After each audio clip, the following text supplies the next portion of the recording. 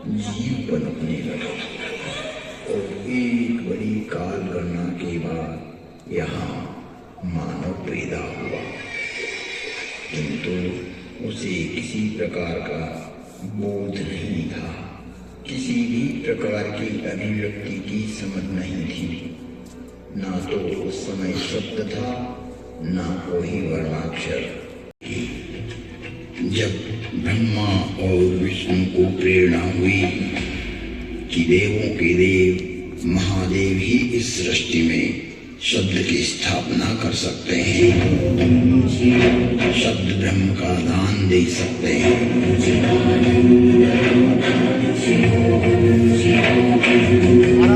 परंतु शिव का समय अधिकतर समाधि में ही व्यतीत होता था।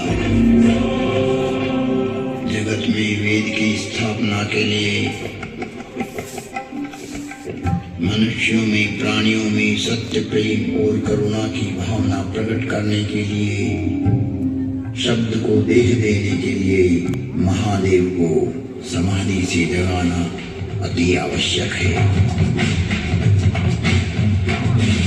जब ब्रह्मा, विष्णु और सारे देवताओं ने महर्षि पाणिनि को प्रेरणा की कि वो महादेव को प्रसन्न कर जगत में शब्द प्रकट करने की प्रार्थना करें,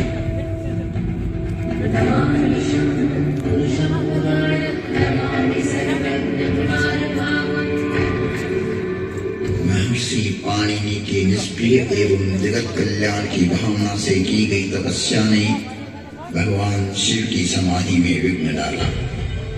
महादेव की समाधि असमय भंग हो गई। महादेव की जागते ही उनका रौद्र रूप प्रकट हुआ और उन्होंने अपना नाद शस्त्र डमरू उठाया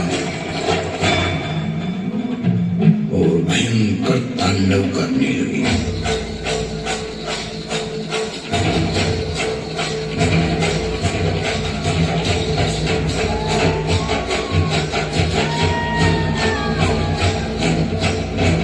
गूंजने लगी। पृथ्वी को हिलते देख ब्रह्मा ने सोचा, कहीं प्रलय की वेला तो नहीं आ गई।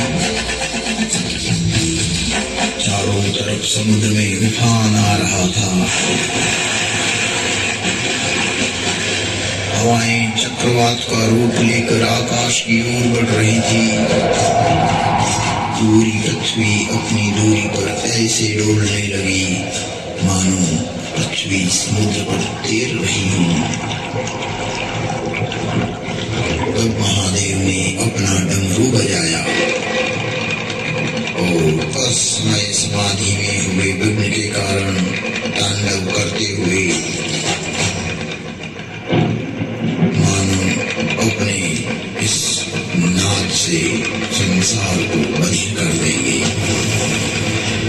इस सृष्टि को समाप्त कर देंगे और उसकी तीव्रता को प्रकट करते हुए प्रचंड एवं भीषण घनघोर ध्वनियां पैदा करते हुए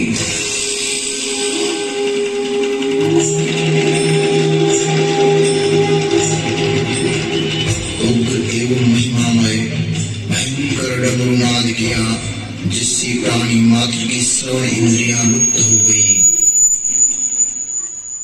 नाद इतना भयावह था कि प्राणी मात्र के कर्ण भेद हो गए।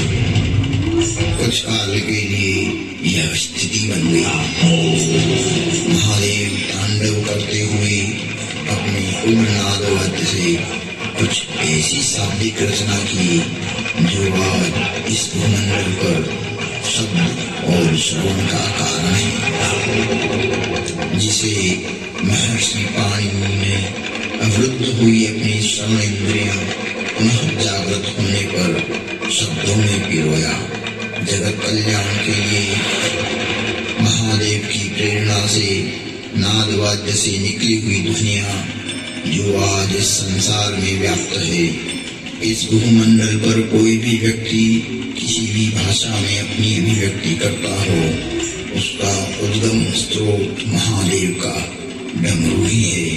और वो डमरू इस प्रकार बोला, हरि ऐयुं ऋऋक् ऐऔं ऐयौच हयवरट् लं ञमगणनं जभय गणदश जब गणदश खपचकत चकतौ कपय शशशर हल।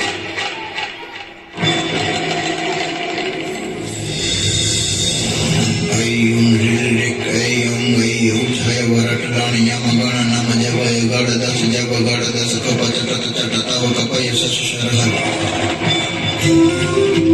यह था शिव का नाद शस्त्र से उत्पन्न हुआ शब्द व्याकरण। इससे शब्द की संरचना हुई का पुल्लिंग, स्त्रीलिंग, नपुंसकलिंग आदि आदि वर्णों की उत्पत्ति के स्थान तय हुए। वाणी में व्यापकता आई, वाणी की श्रेणियां निर्धारित हुई, वर्ण का लिंग तय हुआ। मुख और नासिका से एक साथ उच्चारित होने वाले वर्णों की उत्पत्ति हुई, जो लघु सिद्धांत कौमुदी में संक्षिप्त रूप से वर्णित है, जिसका विस्तार सिद्धांत कौमुदी में प्रतिपादित हुआ है, जिसे हम अल्प समय में अभिव्यक्त नहीं कर सकते। शिव के निनाद तांडव के उपरांत महर्षि पाणिनि ने शब्द की रचना की और अक्षर को रूप देने के लिए प्रथम प्रार्थना की। नत्वां सरस्वतीं देवीं शुद्धां गुण्यां करोम्यहं पाणिनीय प्रवेशाय लघु सिद्धांत कौमुदी।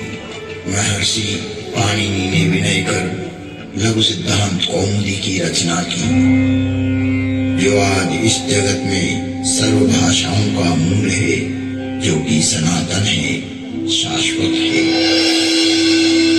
नृत्यावसाने नटराजराजः ननादनक्वां नवपञ्चवारम् उद्वर्तुकामादि सनकादि सिद्धै एतद्विमर्शै शिवशुक्रजालम्। तुम त्रिभुवन गुरुवेद बखाना, आन जीव पावर का जाना, विश्वनाथ ममनाथ पुरारी, त्रिभुवन महिमा विदित तुम्हारी।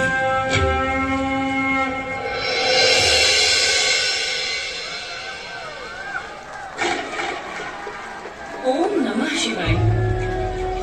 जिन पर्यटकों के पास व्यूइंग